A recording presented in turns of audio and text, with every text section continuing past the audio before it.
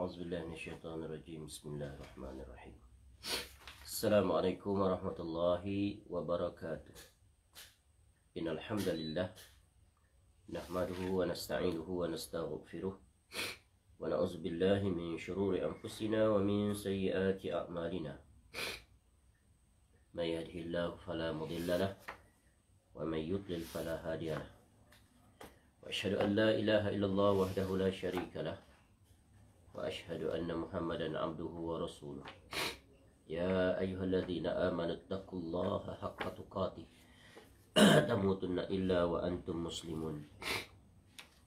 Ya ayyuhan nasu taqu rabbakumul ladzi khalaqakum min nafsin wahidah wa khalaqa minha zawjaha wa batha minhuma rijalan katsiran wa nisaa'a wattaqullaha alladzi tasaaluna bihi wal arham innallaha kana 'alaikum raqiba. Ya ayyuhalladzina amanu taqullaha wa qulu qawlan sadida yuslih lakum a'malakum wa yaghfir lakum dhunubakum wa man yuti'illaha wa rasulahu faqad faza fawzan 'azima. Amma ba'd. Fa inna asdaqal hadits kitabullah wa khairal hadi hadi Muhammad sallallahu alaihi wasallam wa syarrul umuri muhdatsatuha wa kullu muhdatsatin bid'ah wa kullu bid'atin dhalalah wa kullu dhalalatin finnar. Allahumma inna nas'aluka ilman nafi'a. Ya Allah, kami memohon kepada Engkau ilmu yang bermanfaat, wa rizqan thayyiba, dan rezeki yang baik, wa amalan mutaqabbala, dan amal yang diterima. Alhamdulillah, kita bersyukur kepada Allah Subhanahu wa taala dapat pagi ini kembali kita bertemu untuk kita meneruskan kuliah kita dalam rangka mengakrabkan diri dengan Nabi sallallahu alaihi wasallam dengan mengambil faedah daripada sebuah kitab kecil yang bertajuk Tahzib As-Sirah An-Nabawiyah, yang merupakan bahagian daripada kitab besar yang bertajuk Tahzibul Asma' wal Lughat, yang merupakan hasil karya Al-Imam Abi Zakaria bin Sharaf An-Nawawi Ad-Dimashqi rahimallahu ta'ala, seorang ulama besar yang lahir pada tahun 631 Hijrah dan meninggal pada tahun 676 Hijrah. Yang kitab ini diberikan hikmat oleh Khalid bin Abdul Rahman bin Hamd Asy-Syai' dengan melakukan tahqiq dan ta'liq ke atasnya, dan dengan kitab inilah kita mempelajarinya dalam kuliah ini. InsyaAllah pada pagi ini kita akan melanjutkan penjelasan Al-Imam An-Nawawi rahimahullah, iaitu masih pada tajuk awal masa kehidupan Nabi SAW. Baik. Sebagaimana sebelum ini kita telah selesai mengambil faedah daripada, iaitu kisah awal Nabi SAW. Ya, setelah dilahirkan, kemudian Nabi SAW disusui oleh ibunya terlebih dahulu. Ya, kemudian diikuti oleh Suwaibah, iaitu hamba kepada Abu Lahab. Kemudian yang paling lama oleh Halimah binti Abu Dhaib, Abdullah bin Al-Haris As-Sa'diyah, di mana Nabi SAW disusui oleh ibu susunya ini, iaitu selama, ya, peringkat yang pertamanya adalah 2 tahun, ya, kemudian, ya, sampai kembali pada usia, ya, 4 tahun, kemudian di bawah ya, asuhan Halimah As-Sa'diyah sampai usia 4 tahun, ya, kemudian berlaku peristiwa pembedahan dada Nabi SAW yang menyebabkan Halimah As-Sa'diyah khawatir terhadap keadaan Nabi SAW, lalu dipulangkan kembali kepada ibunya, dan ibunya membela mengasuh Nabi SAW sampailah berusia 6 tahun, ya, kemudian ibunya wafat, iaitu meninggal dunia. Kemudian sesudah itu dibela dan dijaga oleh datuknya Abdul Muttalib, dan begitulah seterusnya. Dan peristiwa pembedahan dada Nabi SAW merupakan salah satu peristiwa ajaib, peristiwa yang menakjubkan dan merupakan mukjizat, ya, awal langkah bagaimana Allah memelihara menjaga Nabi SAW dari sisi, ya, dari sisi kemuliaan, kebersihan zahir dan batin. selamat, dijaga oleh Nabi SAW dari segala peristiwa-peristiwa yang dilakukan oleh masyarakat umumnya ketika itu, iaitu mereka terjatuh ke dalam kehidupan jahiliah, kesyirikan dan berbagai perkara-perkara yang keluar daripada aturan manusia yang benar dari sisi akidahnya. Jadi peristiwa membelah dada Nabi SAW berlaku dua kali. Yang pertama ketika kecil tadi, dan yang kedua ketika Nabi SAW sebelum di Isra' dan Mi'rajkan oleh Allah Ta'ala. Sehingga pembedahan yang pertama itu sebagaimana yang diriwayatkan oleh Anas bin Malik radhiyallahu an, disebut tentang bagaimana Nabi SAW ketika itu sedang bermain-main dengan anak-anak yang lain. Kemudian didatangi oleh malaikat Jibril alaihissalam. Lalu Nabi SAW dipegang dan kemudian dibaringkan, lalu dibelah dadanya, dan hati Nabi SAW daripadanya dikeluarkan segumpal darah. Kemudian Jibril alaihissalam mengatakan, "Hadza hazzu syaitani mink." Ini adalah bahagian syaitan darimu. Kemudian Jibril alaihissalam ghasalahu fi tastin min zahabin bima Zamzam. Kemudian dibasuh hati Nabi SAW itu di sebuah bekas yang terbuat daripada emas dengan menggunakan air Zamzam. Ini keistimewaan air Zamzam. Dibersihkan hati Nabi SAW. Kemudian kemudian dijahit kembali dan dimasukkan kembali hati itu di posisinya. Ini satu peristiwa yang dilihat oleh anak-anak yang lain. Lalu berlarilah mereka ketakutan. Dan dilaporkan kepada ibu susuannya, iaitu Halimah binti Sa'diyah, bahawa Muhammad telah dibunuh. Mereka kata Muhammad telah dibunuh. Dan begitulah, sehingga Nabi SAW sesudah itu didatangi oleh ibu susuannya dalam keadaan Nabi SAW wajahnya sangat pucat. Dan Anas radhiyallahu anhu yang meriwayatkan kisah ini mengatakan, "Qad kuntu ara atharul makhiti fi sadri." Qala Anas, aku melihat bekas jahitan di dada Rasulullah sallallahu alaihi wasallam. Maknanya memang maka ada bekasnya. Baik. Itu adalah penjelasan tambahan berdasarkan riwayat Anas bin Malik radhiyallahu anhu. Dan Nabi SAW tumbuh membesar sebagai anak yatim. Kemudian seterusnya Allah jelaskan, Nabi SAW, Imam Nawawi rahimahullah menjelaskan bahawa Allah menjaga Nabi SAW sejak daripada kecil, dan Nabi SAW maksum sejak daripada kecil sehinggalah kewafatannya. Begitulah Allah yang melakukan penjagaan yang khusus untuk nabinya, iaitu Nabi SAW. Baik, sekarang kita akan teruskan, iaitu pada muka surat 40. Muka surat 40 kita berhenti pada perkataan, iaitu bahawa apa yang telah mereka kan adalah kufur, iaitu perlakuan yang dilakukan oleh masyarakat jahiliah, Arab jahiliah ketika itu. Baik.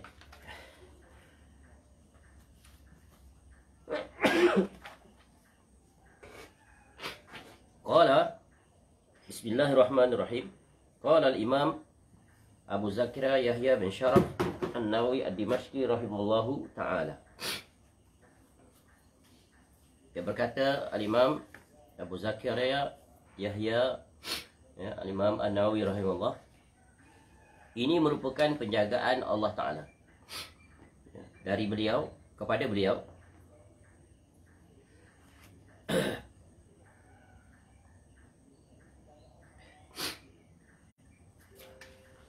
Ini sudah selesai. Kemudian kisah selanjutnya adalah ketika Nabi SAW sudah besar, dibawa oleh bapa saudaranya yang juga penjaganya, iaitu Abu Talib, untuk ikut dalam kafilah perniagaan ke Syam.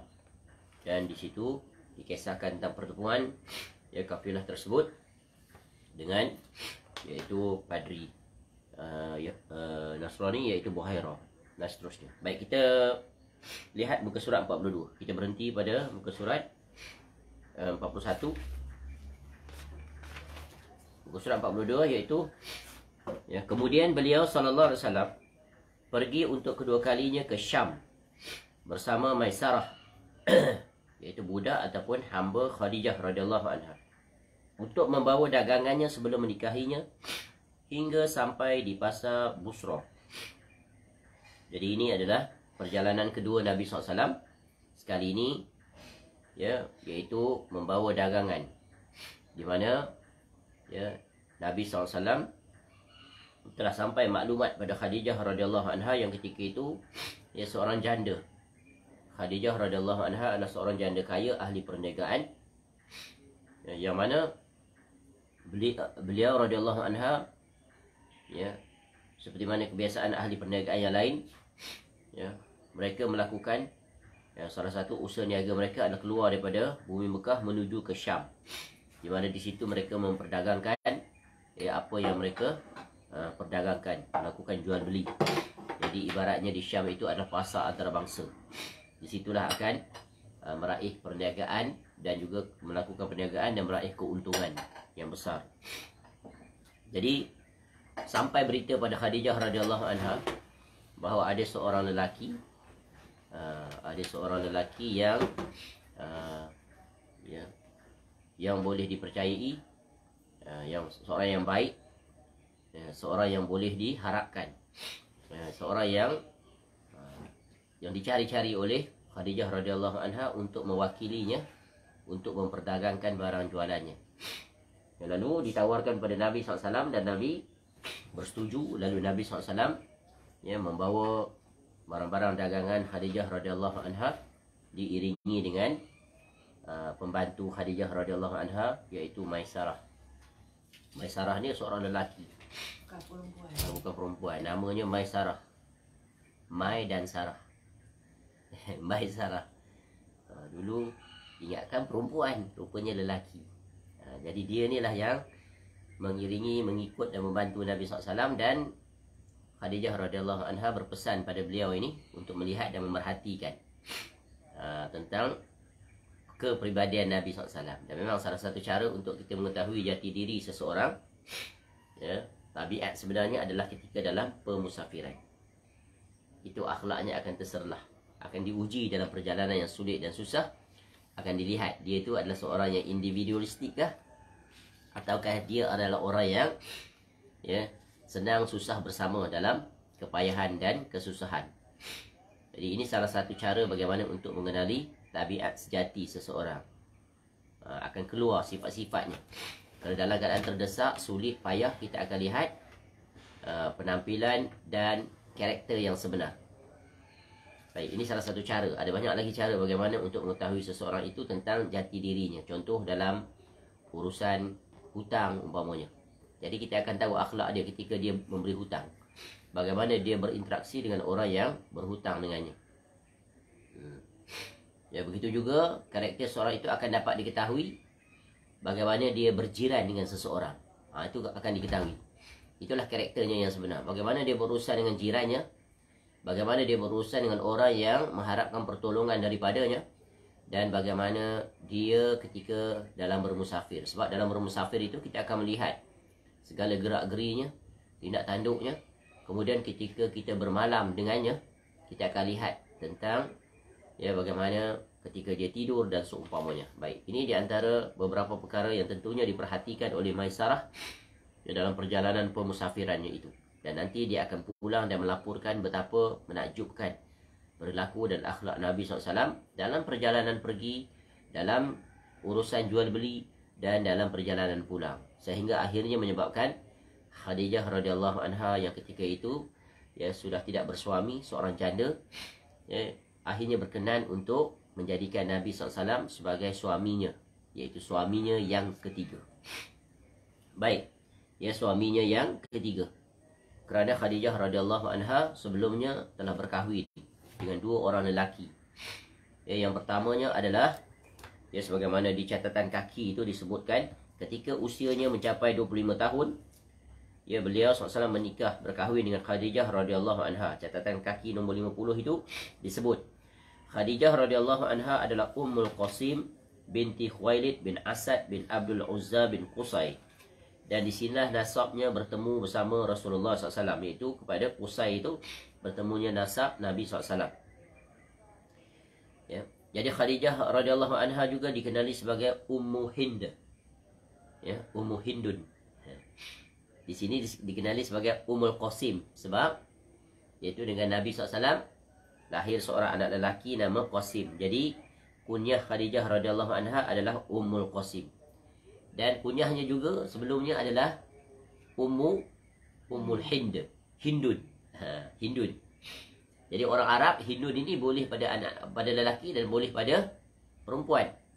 Ya, boleh pada lelaki pada perempuan. Sebagaimana anak Khadijah radhiyallahu anha dengan salah seorang daripada suaminya iaitu Abu Halah.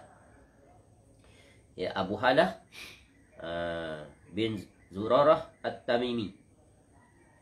Ini suami yang para ulama cuma berbeza mana suami yang pertama, mana suami yang kedua. Adakah Abu Halah ya, At-Tamimi ini kah ataupun iaitu Atiq bin Aiz Al-Makhzumi. Jadi ada dua suami Khadijah radhiyallahu anha sebelum berkahwin. Jadi sudah kematian kedua-dua suaminya ini. Dan Abu Halah At-Tamimi ini ya, hasil perkahwinannya dengan Khadijah radhiyallahu anha dapat seorang anak lelaki. Ya, jadi dari dua suami itu Khadijah radhiyallahu anha memiliki seorang anak lelaki, iaitu daripada suaminya Abu Halah At-Tamimi. Ya. Jadi nama anaknya itu adalah iaitu Hindun bin Abu Halah. Hind ataupun Hindun bin Abi Halah. Jadi Khadijah radhiyallahu anha itu juga kunyahnya adalah Ummu Hindun. Dia faham? Dan sebagaimana kita tahu orang Arab ya ada nama-nama yang berkongsi lelaki dan wanita. Seperti tadi Maisarah itu. Begitu juga Hindun. Ya. Jadi anak Khadijah iaitu Hindun bin Abu Halah. Begitu juga suami pula, isteri kepada Abu Sufyan radhiyallahu an, namanya apa? Hindun binti Utbah. Itu dua nama yang sama, tapi seorang lelaki dan seorang perempuan. Dan anak tiri Nabi SAW ini nanti itu anak Khadijah radhiyallahu anha, iaitu Hindun bin Abu Halah. Beliau radhiyallahu an, ya dia Islam, dia masuk Islam. Anak Khadijah ini. Ya dia masuk Islam dan dia ikut bersama Nabi SAW nanti dalam beberapa peperangan. Di antaranya peperangan Badar, ya, peperangan Badar, dan juga dikatakan ikut juga dalam peperangan Uhud. Dan Hindun bin Abu Halah, anak Khadijah radhiyallahu anha ini, iaitu anak tiri juga Nabi SAW, dia meninggal ya pada zaman Khalifah Ali bin Abi Thalib sekitar tahun 30 lebih Hijrah. Ketika itu dia ikut berperang di pihak ya, Ali radhiyallahu an dalam peperangan Siffin. Dalam peperangan Jamal, iaitu berperang dengan tentera Aisyah radhiyallahu anha. Asalnya sudah tidak berperang, sudah berdamai, tapi adanya musuh-musuh yang mencetuskan provokasi. Itu kita belajar nanti. Ya, betapa jahatnya musuh-musuh dalaman ini yang menyebabkan berlakunya pertempuran. Ini ya, orang-orang yang melakukan kejahatan. Baik. Jadi itu secara ringkas, nanti akan datang perincian. Dan Abu Halah ni, Abu Halah pula dah. Abu Halah tu suami Khadijah radhiyallahu. Nak cerita sikit tentang anak tirinya ini. Istimewa ni anak tiri ni. Anak tiri Hindun bin Abu Halah itu, anak Khadijah radhiyallahu anha. Dia Islam. Dia ikut beberapa peperangan. Dan tentunya dia dibesarkan dalam rumah tangga Nabi SAW. Berada dalam rumah tangga Nabi SAW. Kenapa? Kerana istimewanya Hindun bin Abu Halah ini, anak tiri Nabi SAW ini, beliau merupakan seorang yang di antara sangat mengetahui tentang kepribadian Nabi SAW. Dia adalah seorang yang sangat mengetahui tentang kepribadian Nabi SAW. Ya, paling tahu tentang fizikal Nabi SAW, akhlak Nabi SAW, perincian-perincian yang berkaitan dengan kepribadian, sifat-sifat. Sehingga nanti kita terangkan sekarang lah. Nanti kalau secara ringkas dulu. Sehingga cucu Nabi SAW, iaitu Hasan bin Ali, ya, radhiyallahu anhuma, dia pernah bertanya tentang sifat Nabi SAW, datuknya, iaitu kepada pakciknya sebelah ibu. Siapa pakciknya sebelah ibu? Iaitu, ya, Hindun bin Abu Halah ini, iaitu anak kepada Khadijah radhiyallahu anha. Kerana dia paling banyak mengetahui sifat Rasulullah. Kerana apa? Kerana Hasan bin Ali radhiyallahu anhu ini, dia ketika Nabi SAW wafat, datuknya, dia masih kecil. Jadi dia tak dapat mengetahui secara keseluruhannya. Barangkali dia kurang ingat, lupa waktu budak-budak. Jadi dia tanya kepada iaitu bapa saudaranya. Bapa saudara anak kepada Khadijah radhiyallahu anha. Ya. Adik-beradik tiri kan? Bukan adik tiri. Fatimah tu anaknya Rasulullah SAW. Jadi Fatimah radhiyallahu anha dengan Hindun bin Abu Halah tu adik-beradik lah, adik-beradik cuma ayah lain. Mak sama. Jadi Hasan radhiyallahu anha adalah anak saudara lah. Pada siapa? Pada Hindun bin Abu Halah. Dan riwayat tentang apa yang disampaikan oleh Hindun bin Abu Halah ini, ya, diletakkan oleh Al-Imam At-Tirmizi rahimahullah. Imam At-Tirmizi yang riwayatkan dalam Syama'il Muhammadiyah pada bab yang pertama, iaitu babu ma jaa fi khalqi Rasulillah SAW. Iaitu bab yang telah datang pada menyatakan tentang khalqi, iaitu apa? Khalq itu penciptaan, maknanya tentang diri Nabi SAW, kepribadian, fizikal, ciri fizikal, perangai, akhlak. Dan hadis yang paling panjang dalam bab ini adalah hadis ini, menjelaskannya. Nanti tentang sifat Nabi SAW itu nanti akan datang bab yang sesudah ini. Selesai ini nanti kita akan masuk sifat Nabi SAW dan kita akan membaca kembali. Yang ini tidak dinyatakan di sini, tapi kita akan ambil hadis di sini kerana hadis ini adalah hadis yang paling komprehensif, yang paling panjang, yang paling terperinci, yang paling lengkap, menjelaskan tentang sifat-sifat Nabi SAW yang ditanyakan oleh Hasan bin Ali radhiyallahu anhuma, cucu Nabi SAW. Dan dia menjelaskan secara panjang lebar, yang mana dalam bab ini, ya, tentang sifat-sifat fizikal Nabi SAW, banyak hadis-hadis je. Tetapi hadis-hadis itu adalah menjelaskan sebahagian-sebahagian. Di antara orang yang paling banyak menjelaskan tentang sifat Nabi SAW ini, tentunya isteri Nabi SAW, Aisyah radhiyallahu anha, dan juga Anas bin Malik radhiyallahu anhu. Ya, Anas bin Malik radhiyallahu anhu. Tapi yang paling lengkap, sempurna periwayatan, jelas daripada awal sampai akhir adalah riwayat datang daripada Hindun bin Abi Halah. Ini istimewa anak tiri Nabi SAW ni. Masya Allah. Nabi SAW pun ada anak tiri. Anak bawaan. Anak bawaan. Yang telah kita sebut sebelum ni dalam bab persusuan. Ya, isteri atau suami, ya, bersama dengannya ada anak. Untung kahwin dengan janda ataupun duda yang ada anak. Otomatik dah dapat anak. Tapi dulu di setengah masyarakat, anak tiri tu dia anak tiri kan. Betul kan? Perkataan anak tiri tu negatif. Ya, sehingga mereka didiskriminasi, dizolimi dan sebagainya. Dan ditirikan. Dan memang ditirikan. Ditiri itu hampir maknanya dikirikan, bukan di kanan kan. Perkataan perkataan kiri adalah perkataan yang berkonotasi negatif dalam masyarakat. Disebut dia anak tiri kan. Maknanya kena diperbetulkan. Padahal anak tiri itu mulia dalam agama, betul kan? Jadi Nabi SAW datang untuk memuliakan anak tiri. Tengok, istimewa tak? Hindun bin Abu Halah ini radhiyallahu anhu. Baik, balik. Nanti kita akan jelaskan itu bila dah masuk perbahasan tentang, ya, iaitu yang ada kaitan dengan Nabi SAW, anak-anak Nabi SAW. Termasuk anak tiri Nabi SAW yang jarang kita dengar orang membicarakannya, betul kan? Kalau tanya Nabi SAW ada anak tiri tak? Terkedu nak jawab. Tak pernah dengar soalan seperti itu.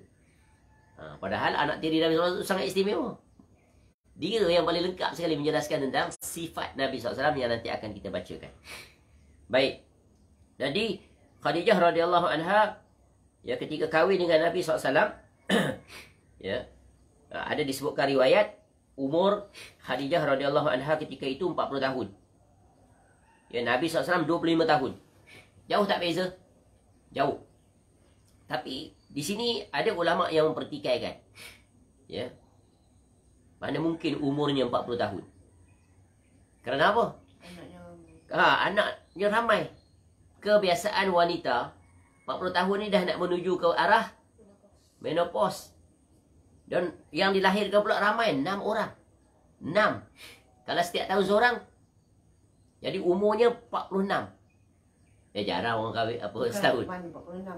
Darat 2 lah sebab 2 tahun. Darat 2. Tapi tak juga. Ada awal tahun, hujung tahun. Katalah extreme case. Awal tahun seorang, hujung tahun seorang. Tapi taklah. Untuk ini tidak berlaku. Tidak riwayat seperti itu. Jadi katalah setiap tahun seorang. Setiap 1 tahun. Jadi maknanya ya umur 46 ada 6 orang anak.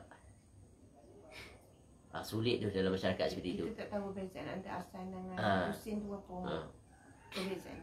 Beza dia kalau tak silap dalam 2 tahun. Nanti cross check balik. Katalah beza 2 tahun.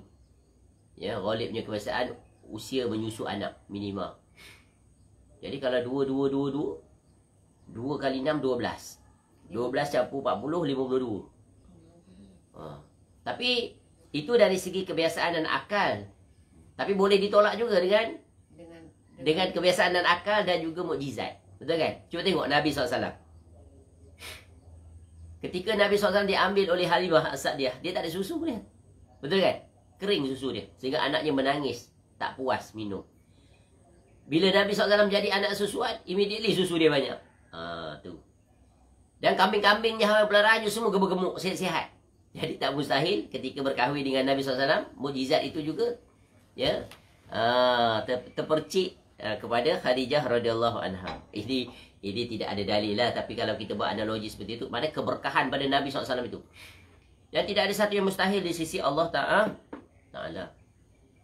Ya, tengok isteri Nabi Ibrahim alaihissalam, isteri Nabi Zakaria alaihissalam sudah menopause. Mustahil boleh hamil, mengandung. Sehingga Sarah alaihissalam ketika dikhabarkan oleh malaikat, 2 malaikat yang datang dalam rupa manusia, on the way kepada kaum Nabi Lut untuk dibalikkan, dibenamkan kaum itu, memberikan khabar gembira bahawa kamu akan memperoleh seorang anak. Dan anak itu diberi nama terus. Ini di antara Rasul yang sebelum kelahiran telah diberi nama oleh Allah Ta'ala dalam Quran. Berapa orang Rasul? Masih ingat? 5 orang. Sebelum lahir mereka itu nama dah dibagi. Nabi Zakaria. Zakaria anaknya Yahya. Kemudian Yusuf alaihissalam. Yakub alaihissalam. Nabi Ishaq. Kemudian Nabi Isa alaihissalam dan Nabi SAW. Nabi Isa alaihissalam. Terlebih. Mula Nabi Zakaria anaknya Yahya alaihissalam. Kemudian anak kepada Sarah alaihissalam, Nabi Isa alaihissalam. Kemudian disebut juga akan melahirkan pula Yakub alaihissalam. Kemudian Nabi Isa alaihissalam dan Nabi SAW. 5. Istimewa. Ya, kerana mereka adalah orang yang istimewa. Ya, jadi sehingga menyebabkan Sarah alaihissalam senyum. Senyum. Ya, khabar gembira itu. Senyum maknanya dari segi logika macam mana nak hamil ni, tapi malaikat sendiri yang mengkhabarkan. Maka percaya. Begitu juga Nabi Zakaria alaihissalam. Sehingga dia tidak boleh berbicara beberapa hari bagi isyarat. Tidak, kan? Kisah tak boleh bercakap. Tu. Tapi sebenarnya ada dalil-dalil yang menguatkan. Dalil-dalil. Kerana apa? Ketika Aisyah radhiyallahu anha disebut dia Khadijah, dia cemburu. Lalu Nabi SAW menyebut dia sebut apa? Khadijah radhiyallahu anha seorang perempuan yang tua. Perempuan yang tua telah rompong giginya. Jadi menunjukkan Khadijah radhiyallahu anha tu dah tua umurnya. Kalau perempuan muda umur 40-an, takkan disebut tua. Maknanya ketika itu dan Khadijah radhiyallahu anha meninggal disebut dalam usia 58 tahun. Ketika itu memang disebut tua kalau usia seperti itu, betul kan? Tak disebut muda. Sehingga Aisyah radhiyallahu anha saking cemburunya sebut tentang ketuaan Khadijah radhiyallahu anha. Baik, ini menarik ini kalau dilihat. Nanti kita akan barangkali kita akan sebutkan tentang ketika mana biografi setiap isteri Nabi SAW. Ini sebagai sinopsis awal. Jadi Nabi SAW berkahwin dalam usia Nabi SAW muda 25 tahun. Dan Khadijah radhiyallahu anha itu jumhur mengatakan umur 40 tahun. Dan betapa berberkahnya perkahwinan Nabi SAW ini sehingga dikurniakan oleh Allah Ta'ala dengan 6 orang anak. 3 lelaki dan 4 wanita. 4 perempuan. 7. Ya. Itu. Bukan. Tu abang kata 3 dengan 4 jadi 7. 7. Bukan 7 orang anak dia. Berapa? Seorang anak. Nanti belum. Ni kita dengan Khadijah radhiyallahu anha. Faham? Tak campur lagi dengan Maryah Al-Qibtiyah. Jadi anak lelaki pula ada nanti perselisihan. Sebenarnya bukan 2 anak lelaki tu nama 2 sama tapi untuk 1 orang. Nanti akan datang penjelasannya. Baik. Dan anak lelaki Nabi SAW Allah takdirkan meninggal sebelum balik. Tak sempat. Ya, besar dan dewasa. Adapun anak-anak perempuan Nabi SAW semuanya ya dewasa dan berkahwin. Dan semuanya Islam. Semuanya mengimani kerasulan ayah mereka itu Nabi SAW. Nanti akan kita jelaskan satu-satu ya tentang sejarah ringkas anak-anak Nabi SAW, khususnya yang perempuan. Kerana nanti kita lihat dengan siapa mereka berkahwin. Bahkan ya 2 anak Nabi SAW berkahwin dengan anak Abu Lahab. Abu Lahab ada 3 orang anak. 2 akhirnya kemudiannya masuk Islam. 1 yang kafir. Yang kafir itu pernah berkahwin dengan ya, 1 anak Nabi SAW, ada 2 orang. Kemudian yang kemudiannya diceraikan atas perintah Abu Lahab. Sebab tak setuju dengan Nabi SAW yang mengajak kaum Arab musyrikin itu kepada tauhid. Dan dia menjadi salah seorang penentang utama. Ini ajaib ni, kisah ini. Nanti akan datang penjelasannya. Ya, tentang Abu Lahab. Padahal dia yang paling bergembira ketika Nabi SAW dilahirkan. Sehingga dia mengutuskan Suwaibah itu ya, untuk menyusui Nabi SAW. Pelajaran berguna, iaitu kedekatan, hubungan kekerabatan. Ya, begitu juga kecintaan seseorang itu tidak akan dapat menyelamatkan dia daripada azab Allah Ta'ala apabila mereka tidak mahu menerima hidayah. Baik, kembali. Jadi akan ada penjelasan nanti khususnya tentang Khadijah radhiyallahu anha. Dan pelajaran berguna juga secara ringkas yang kita dapat ambil daripada perkahwinan Nabi SAW dengan Khadijah radhiyallahu anha ini banyak faedahnya. Ya, faedah yang pertama adalah iaitu ya, setelah Khadijah radhiyallahu anha tertarik dengan perilaku akhlak. Ya, kerana sebelumnya Khadijah tu memang dah ramai orang lelaki ya tertarik untuk menjadikan Khadijah radhiyallahu anha seorang isteri sebab dia cantik. Salah seorang wanita yang cantik di kalangan bangsawan lagi. Kemudian keturunan pula ya, bangsawan Quraisy. Ya, kaya, bijaksana dan seorang wanita yang memang kepribadiannya terjaga. Ini kaya, bukan setakat kaya bergaya, tapi akhlaknya, harga dirinya, kepribadiannya memang superb. Disebut dalam sejarah Khadijah radhiyallahu anha ni juga digelar sebagai wanita iaitu At-Tahirah. At-Tahirah. Apa maknanya? Wanita yang suci. Bersih. Sebab ya direkodkan, dikatakan bahawa Khadijah radhiyallahu anha ini tidak pernah terlibat, tidak pernah ikut adat istiadat kebiasaan masyarakat jahiliah. Tu. Tak pernah jatuh dalam perzinaan, ya hal-hal buruk. Dan begitulah seterusnya. Tak pernah buat amalan-amalan masyarakat dia tu yang menyimpang daripada fitrah manusiawi. Juga dikenali sebagai Al-Afifah, iaitu yang sentiasa menjaga kehormatannya. Dalam bahasa kasar zaman kita ni tak adalah nak gedik sana sini. Ya. Jumpa lelaki sikit kenyek-kenyek mata layan. Tak dia. Sangat menjaga wibawanya, harga diri. Dan cantik dan kaya. Mana tidak ada orang yang inginkan wanita seperti itu. Package yang lengkap. Nak cari wanita seperti itu senang tak? Sulit. Cantik. Ya. Kemudian ya, jadi Khadijah radhiyallahu anha ni dah tertutup hati dah untuk berkahwin dengan sesiapa pun sebab tak ada lelaki yang layak. Tapi dengan munculnya Nabi SAW sehingga Khadijah radhiyallahu anha tertarik dan dia sendiri yang menghantar utusan kepada Nabi SAW, ya, agar dia berkenan agar nanti Nabi SAW lamar. Tu bukan dia yang melamar, nanti diberitahu hasratnya, keinginan untuk menjadikan Nabi SAW sebagai suaminya. Lalu Nabi SAW memahami dan Nabi pun berkenan dan Nabi pun melamar. Nabi melamar. Tapi Nabi SAW dalam riwayat disebutkan khawatir, takut lamarannya ditolak. Sebab dia bukan orang kaya, anak yatim, ya, ayahnya pula, apa saudaranya pun orang miskin. Tapi Khadijah radhiyallahu anha kata jangan risau. Nanti ada penjelasannya. Ya, perinciannya beli buku tentang kisah Khadijah radhiyallahu anha ini, satu cerminan pribadi dan rumah tangga yang sangat menakjubkan. Ya, sehingga Nabi SAW tak pernah lupa. Bahkan Nabi SAW ketika kedatangan saudara adik-beradik Khadijah, iaitu Halah binti Khuwailid, Nabi SAW sangat mengalu-alukannya. Kerana dia teringat bila lihat saja saudara kandung Khadijah radhiyallahu anha, iaitu Halah binti Khuwailid, ya, dia langsung, ya, memuliakan. Dan sebab apa? Adik-beradik ni mesti ada saling tak tumpah wajah, betul kan? Suara dan sebagainya. Itu ada dikisahkan dalam, ya, biografi Khadijah radhiyallahu anha.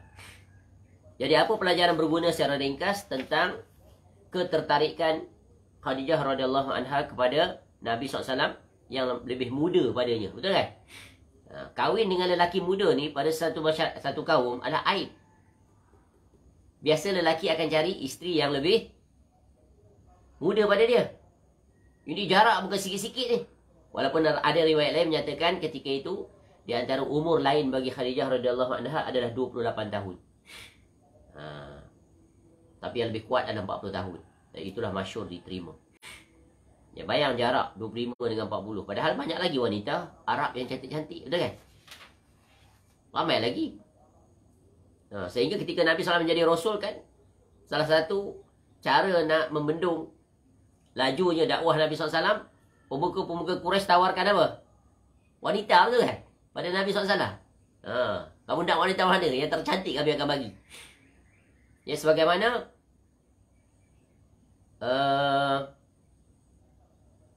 sebagaimana nanti suami kepada Zainab radhiyallahu anha, orang kafir musyrik ini datang kepada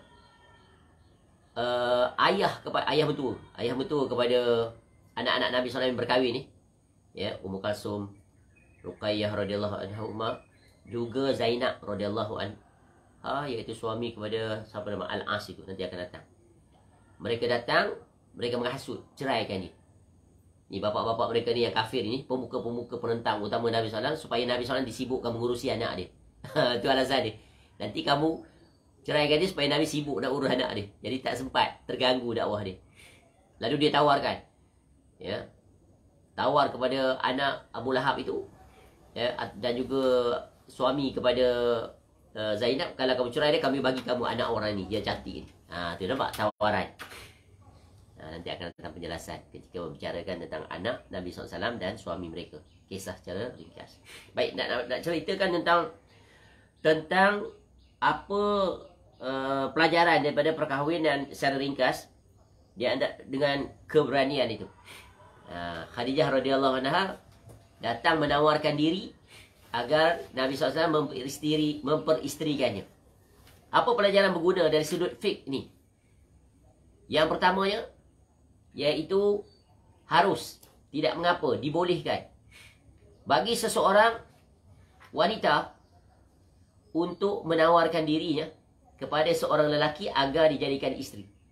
Biasa lelaki ni yang cari wanita untuk dijadikan isteri, betul kan? Itu memang begitulah.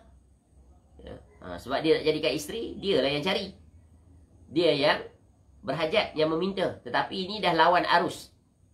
Sebab tu dalam masyarakat Melayu dulu ada satu bidalan, apa dia?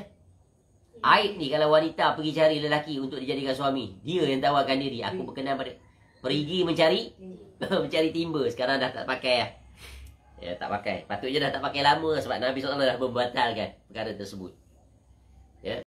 Menerusi perbuatan Khadijah radhiyallahu anha. Jadi harus, tidak mengapa, dibolehkan, dituntut bahkan Ya, bolehnya seorang wanita mengirim seseorang ataupun memberi isyarat, memberi indikasi kepada seorang lelaki yang dia berkenan, yang sesuai dengan kriteria yang telah ditetapkan, untuk menawarkan diri agar dijadikan isteri, tapi tentunya mengikut aturan syariat. Ya, apatah lagi di zaman ini, ya, nak cari seorang suami yang soleh, begitu juga nak cari isteri yang solehah, perkara yang hendaklah diteliti, diberikan perhatian. Jadi, ya, orang-orang yang menetapkan kriteria nak cari isteri yang solehah ataupun suami yang soleh, maka mereka boleh menawarkan diri. Tidak perlu rasa malu. Kenapa? Ini adalah malu yang tercela. Maknanya untuk kebaikan kita tak perlu malu. Betul kan? Tapi untuk keburukan itu patut kita malu. Tu.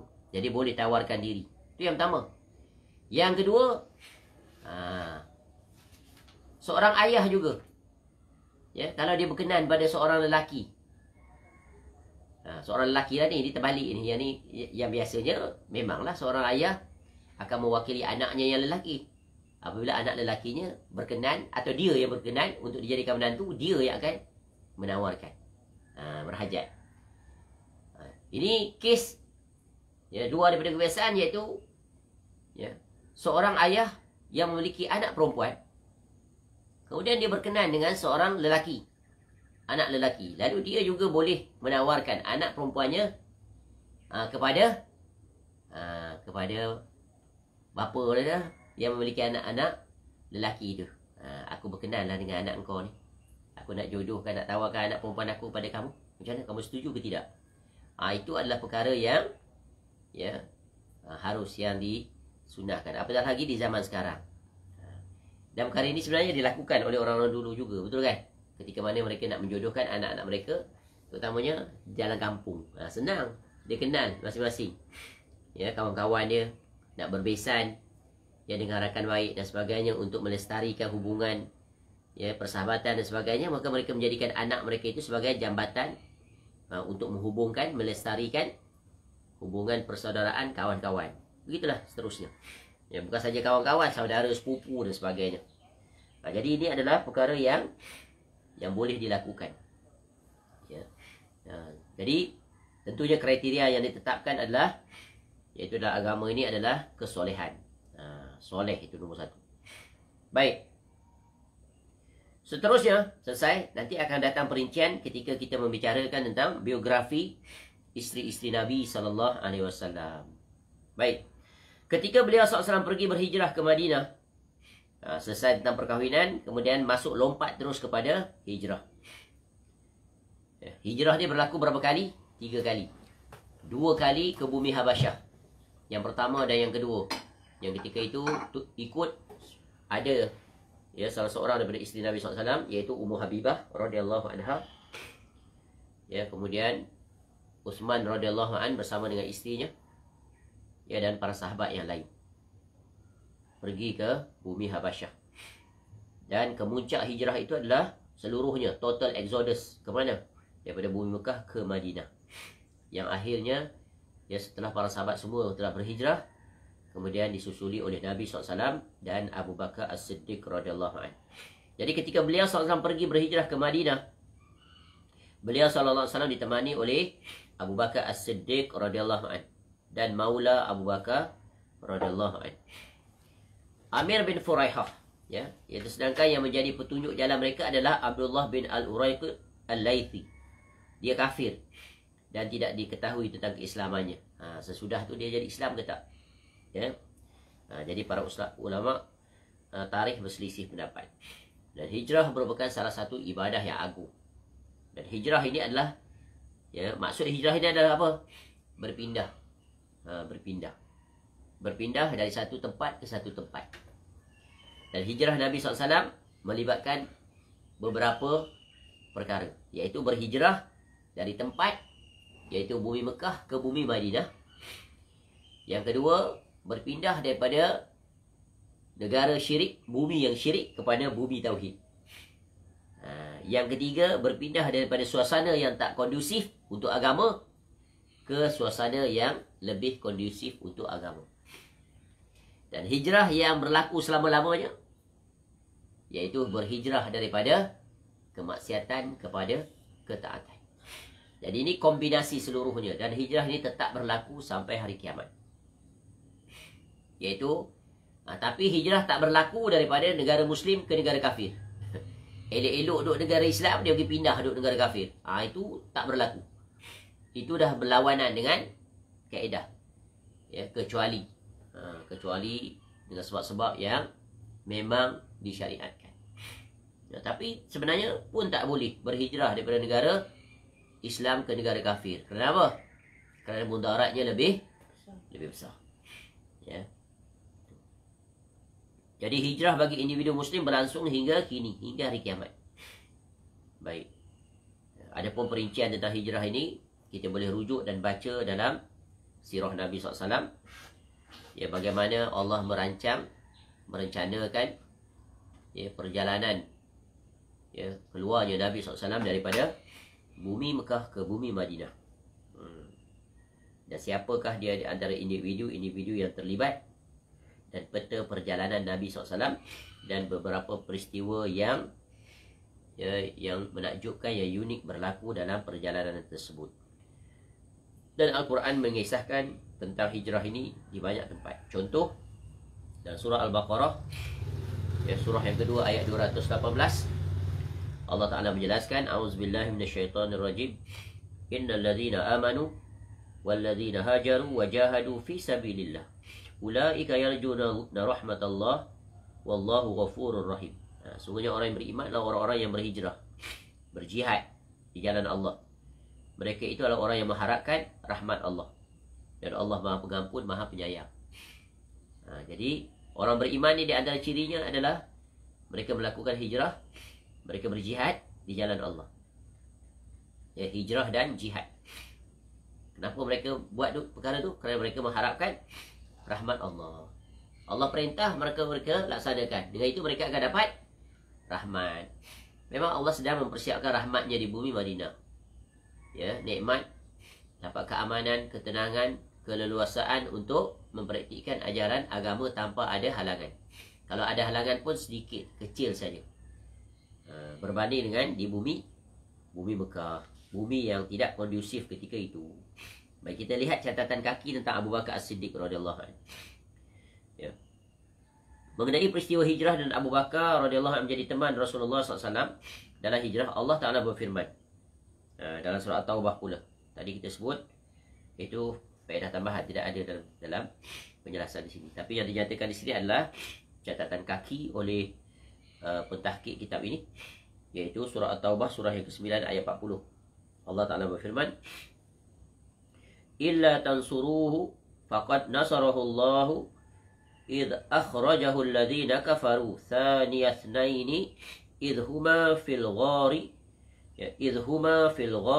idh yaqulu li sahibihi la tahzan innallaha ma'ana fa'anzalallahu sakinatahu alayhi wa ayyadahu bijunudin lam tarawha wa ja'ala kalimatal ladzina kafaru sufla wa kalimatullahi hiyal ulya wallahu azizun hakim.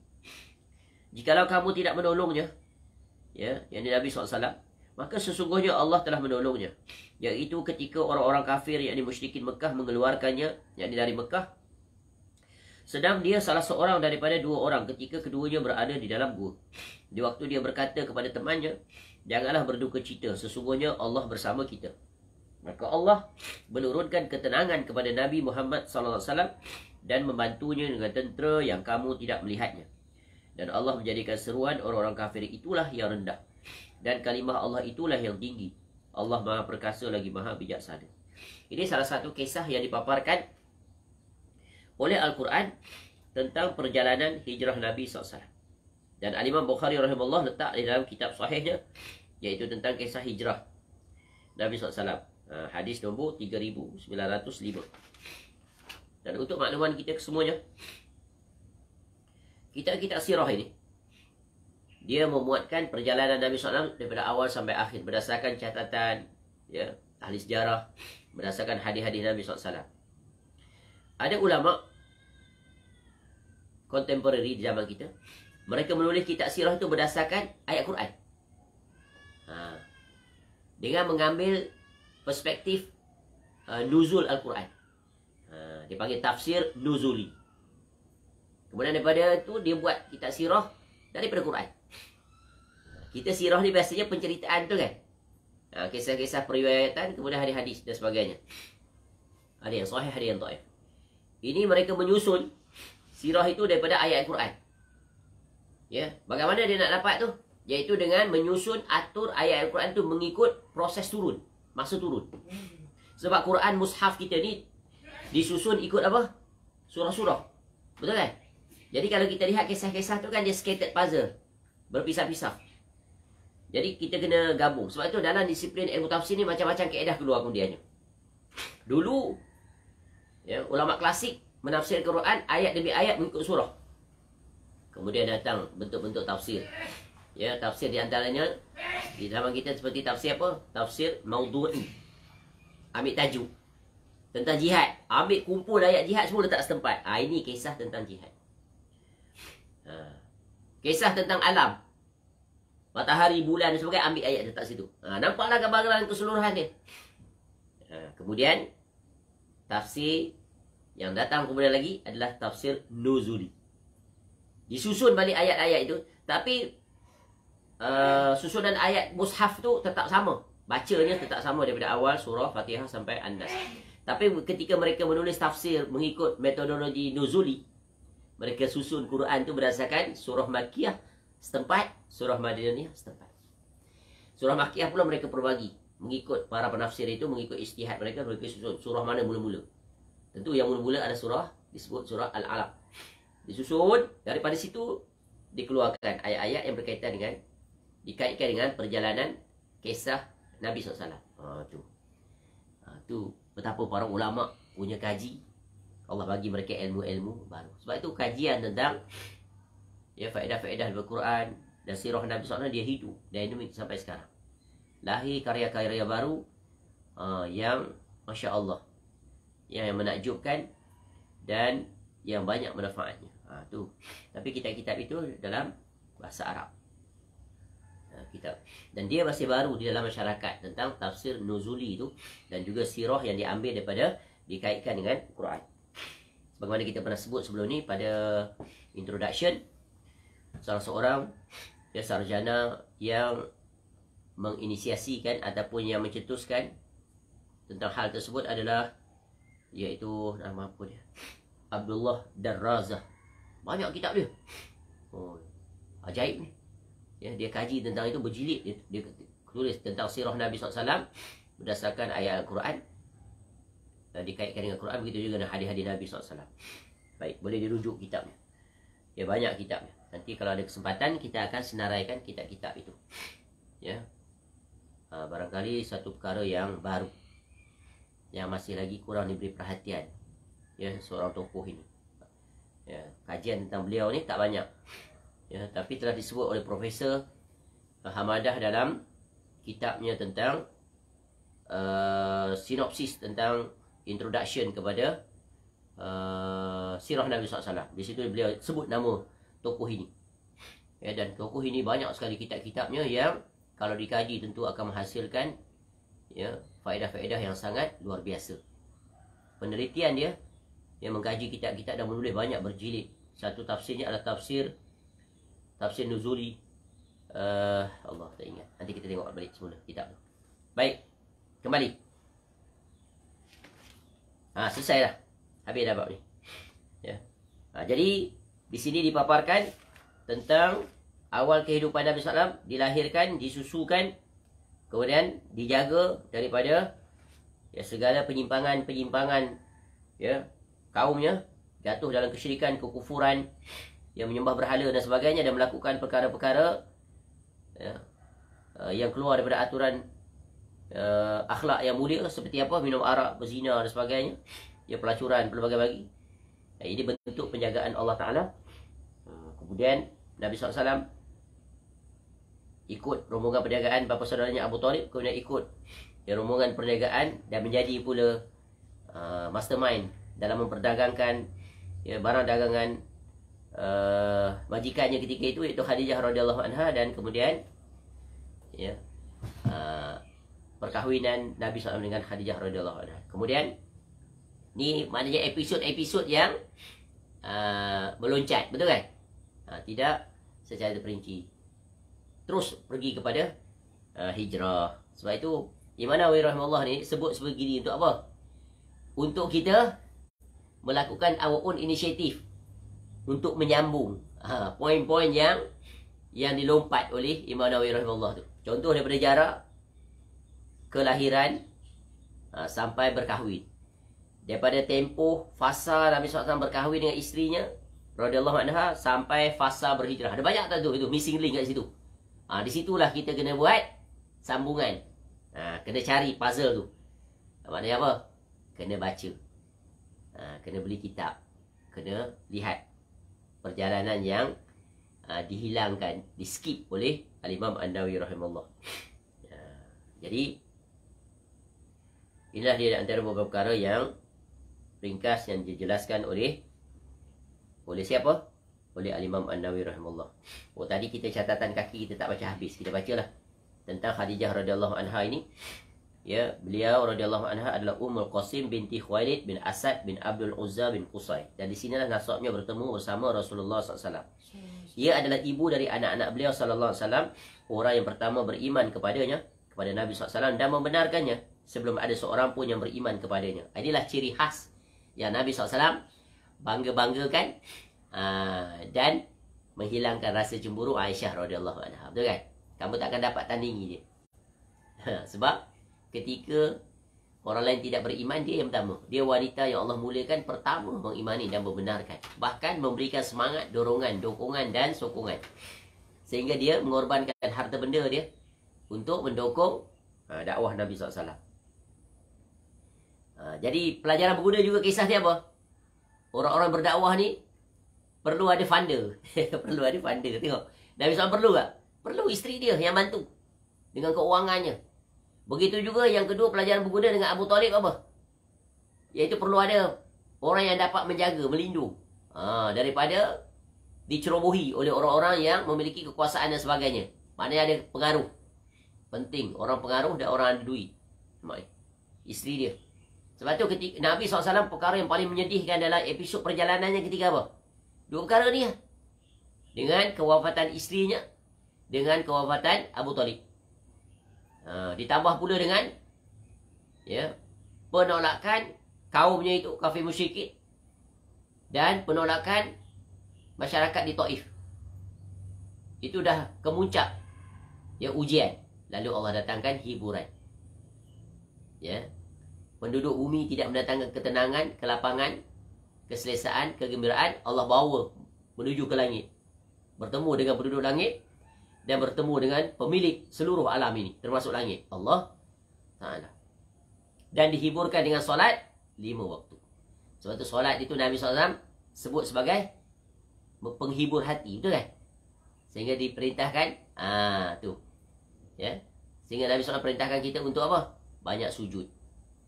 Kalau nak bersama dengan Nabi SAW di dalam syurga, perbanyakkan sujud. Kalau nak istirahatkan diri, gelisah, resah, sujud pada Allah, solat. Itu besar. Kemudian mana ni?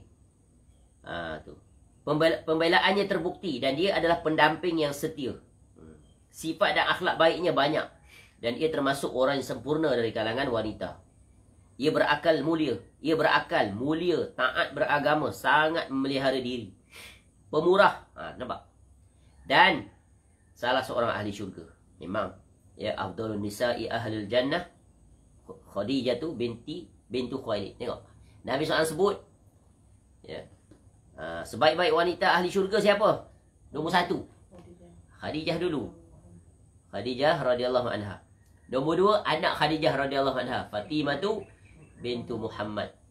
Yang ketiga, sallallahu alaihi wasallam, Maryam bintu Imran. Yang keempat, wa Asiyatu bintu Muzahim imra'atu Fir'aun. 4 wanita ni. Tapi ranking nombor 1 siapa? Isteri Nabi SAW ini. Iaitu Aisyah radhiyallahu anha cemburu, betul kan? Masya-Allah. Memang begitulah tabiat wanita, tapi Nabi SAW dapat menguruskan Ya, dengan cara yang sangat menakjubkan. Nabi SAW sangat menyanjunginya, mengutamakannya dan sangat memuliakannya sehingga membuat Aisyah radhiyallahu anha cemburu. Padahal Khadijah radhiyallahu anha sudah meninggal. Di antara kemuliaannya bagi Nabi SAW bahawa beliau SAW tidak pernah berkahwin, bernikah sebelum dan setelah menikahinya semasa hayatnya. Sehingga ketika ia meninggal radhiyallahu anha, maka beliau SAW sangat bersedih atas kehilangannya, kerana ia adalah sebaik-baik pendamping. Itu tadi. Memang ya, seseorang akan memberi bekas terhadap seseorang apabila meninggalkan kenangan yang sangat indah. Ini seorang isteri ataupun seorang suami. Wallahu a'lam. Mudah-mudahan bermanfaat. InsyaAllah pada umur kita akan masuk penjelasan Al-Imam An-Nawawi rahimahullah pada sifat Nabi SAW. Perincian bab sifat Nabi SAW ini para ulama tuangkan dalam kitab-kitab yang diberi nama khusus seperti Syama'il Muhammadiyah. Dan Alhamdulillah kita telah mempelajari kitab itu secara lengkap dan sempurna pada 2-3 tahun yang lepas ketika PKP. Ya, belajar kitab Syama'il Muhammadiyah yang disusun oleh Al-Imam At-Tirmizi rahimahullah. Dan salah satu kitab yang sangat masyhur di seluruh dunia, mengungguli kitab-kitab yang lain. Dan terjaga sanadnya sampai kepada Al-Imam At-Tirmizi rahimahullah, sampai kepada Nabi SAW. Kenapa? Yang dimuatkan dalamnya adalah hadis-hadis Nabi sallallahu alaihi wasallam. Subhanakallahumma wa bihamdika asyhadu an la ilaha illa anta astaghfiruka wa atubu ilaik. Wa sallallahu ala nabiyyina Muhammad wa ala alihi wa sahbihi wasallam. Wa akhiru da'wana alhamdulillahi rabbil alamin. Assalamualaikum warahmatullahi wabarakatuh.